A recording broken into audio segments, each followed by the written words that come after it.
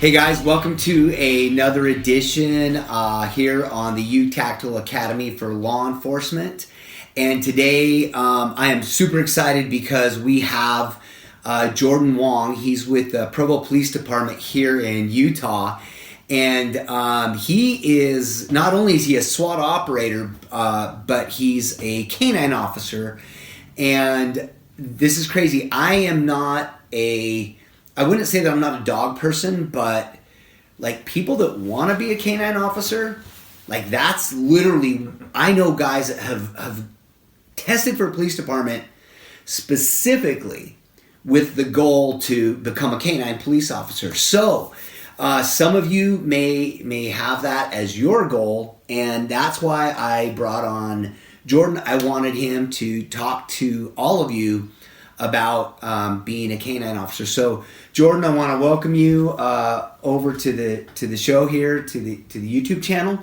And honestly, man, I don't know anything about canine other than this. I will tell you guys, canine in a police department is one of the most important assets that you can have. It improves officer safety 1,000%. But some of these dogs are drug dogs. Some of them are dogs that are cross-trained to be maybe a drug dog and also track a bad guy.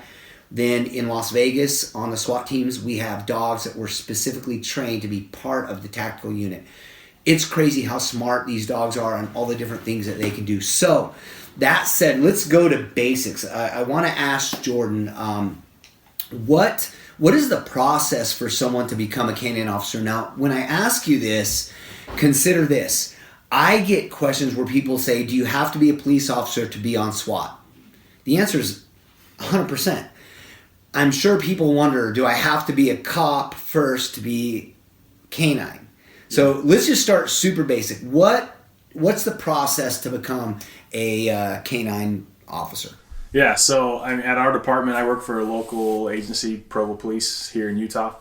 At our department, not only do you have to be on the patrol division, but you have to be off probation with a minimum of 2 years experience on patrol. So we get a lot of people that are like, hey, I want to be a canine police officer. That's my goal. That's my career aspirations. That's what I want to do. But they need to realize that you got to come and put in the time as a patrol officer, put in a couple of years, gain some experience underneath your belt, before you even go out for the position at our department. And I have yet to meet anyone else from another department who they hire specifically for a canine officer. Usually all their openings that they're going to have at their department are for a patrol officer, for a police officer, and then canine becomes a specialty that you can get into through your department. So let me ask this question, Jordan. With the canine, is there a set, like in Vegas, I think you have to be on patrol a minimum of 4 years, and then you test for the position, and there's an oral board process that's part of that, and they also look at your performance the last 4 years. Is it your experience at your department? Is there is it like you have to be off probation, or is it a 2-year minimum? What is the requirement before you can even enter the process to become a canine guy? Yeah, so our department, for really most of our specialties, I think like 90% of our specialty positions, SWAT, EOD, canine, drone team, other things like that, you have to be off probation, which is at our department is 1 year. For canine, you have to be a 2-year officer, so we call that an officer 2 there. And yeah, the process is pretty much that. You'll put a letter of interest in when there's an opening. You'll have an interview typically with the one canine officer already on the team, the sergeant over canines, and the lieutenant over canines. So you just do essentially a little mini oral interview board.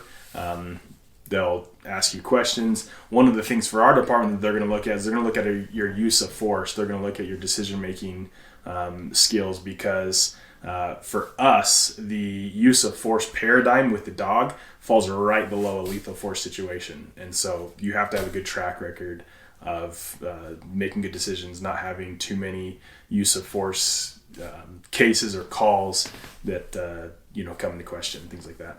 So do you have to have experience before you you start that testing process to become a canine officer? Do you have to know about dogs and all that stuff, or can you come in with very little experience and go through the process?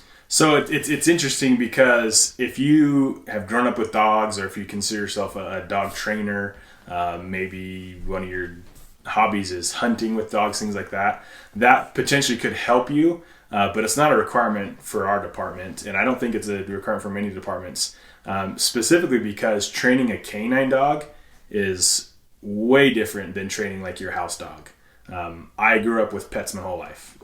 I'm in my 30s. I grew up with dogs from the time I can remember all the way up, training them just on basic obedience at the home. I thought that was going to be, this is good. I know how to work dogs when I go in for my interview. I can tell them how many dogs I've had and yada, yada, yada. But it really didn't matter. It really goes back to you're a police officer that makes good decisions that we can trust because, like Dave said, the canine is an asset of the department that is greatly used, and it can come under scrutiny if you say send your dog to bite somebody. They're going to have to rely on you that you made that right decision, and that the city's not going to come back. So no, it doesn't. You don't have to have worked with dogs. You don't have to have owned dogs or anything like that. Personally, I think if you're going to get into the canine field, one of the things that you should be doing is going and working with the canine officers. Our canine team, we train twice a month, every other Thursday on our off days from SWAT.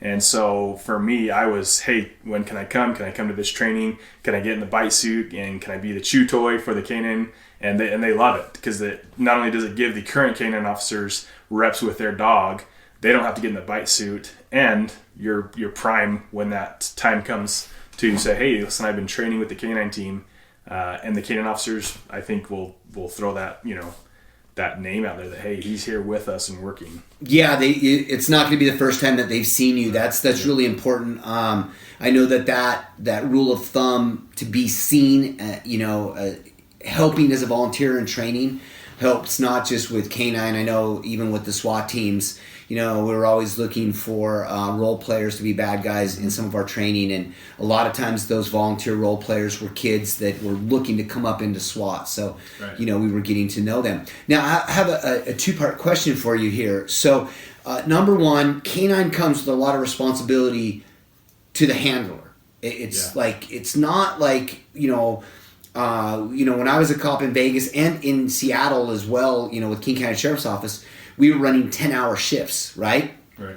But for a canine officer, it's 24/7 because that dog is your responsibility at work and at home. So talk about responsibilities, and then also the second part of that question would be what when you become a new canine officer, what does that mean? You get a dog, and then you guys have to go to school together? What happens next? Yeah, so we'll talk about the responsibilities first. 100%.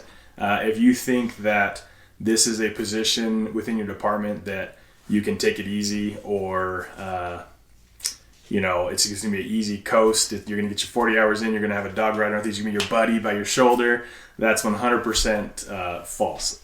You do have your buddy with you the whole time. It is the best job ever. But yes, it is 24/7. So for our department, our dogs live at our homes. Our department, they come and they pour a concrete slab, put a kennel up at your house, and the dog is your responsibility. So anything from grooming to veterinary visits to cleaning up, the kennel at home, cleaning the dog at home, taking the dog on walks like a normal dog on your weekends. So right now at Provo, we run 410s. I get 9 hours of patrol work, and then I get an hour a day for kind of up care and maintenance of the dog. That hour is not even close to how much it really takes. Just the other day, brought my dog home, had a good day of work, put him in his mini kennel by our back door just so he can kind of like mellow out and chill, and went out like an hour later to check on him, and he had explosive stuff all over his cage. So now, I've got cage cleaning, dog cleaning, what did he eat today, what's up with his stomach, all that. So yeah, it's not just get your 40 hours with your dog and you're done. On top of all of that is we talked about the training. So for us, I got selected as a canine handler, and that was like the easy part. The next stages of that were not only picking out and finding a dog, but paying for a dog as a department, and then scheduling yourself for training. So in the state of Utah, we do, most officers will go through POST, which is Police Officer Standards Training. And it's 2 separate 8-week courses. The first 8 weeks I went to was for drug narcotic dog work. And I myself have to get certified as a handler as well as certify the dog as a narcotics dog.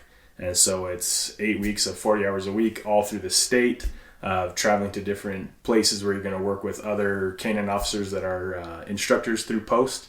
And then I had about 4 to 5 weeks in between going back to patrol school, which is an additional 8 weeks of patrol and apprehension work with the dog, where I also have to get certified as a handler as well as certify the dog. And I would say both of those time periods, those courses, were probably the most stressful times of my life, because I can pass a test, even though, there's been some teachers that probably think otherwise. I can pass the test. It's getting your dog on the day of test to cooperate with you, because they have a mind of their own. And they may not be in a good mood that day, and you want them to do everything that you've been working up to that point to. You want them to do exactly what they need to do, and it's in their hands. And I've seen dogs that need a couple rounds of testing just to get through it. So it's pretty stressful. It can be a lot of work, but I absolutely would do it again. Absolutely do numerous dogs my whole career. And it's very interesting, as we conclude this segment here, it's interesting to me as you work around a canine. So I, wasn't a canine officer myself, but as you work around these officers like Jordan and their dogs, those dogs are, nobody considers that dog any less a cop than the guy next to them. And it's really cool, because even the community sees these dogs as police officers, and they truly become part of your family, Jordan. I know that you love that dog like a child and a partner, and so it's a really cool thing. There will be more information on canine based on your questions, so leave a comment if you have a question, or if there's something you would like to know more about related to canine. We'll absolutely bring Jordan back and have him answer some more detailed questions. But Jordan, in conclusion, is there anything else you'd like to add before we close this out?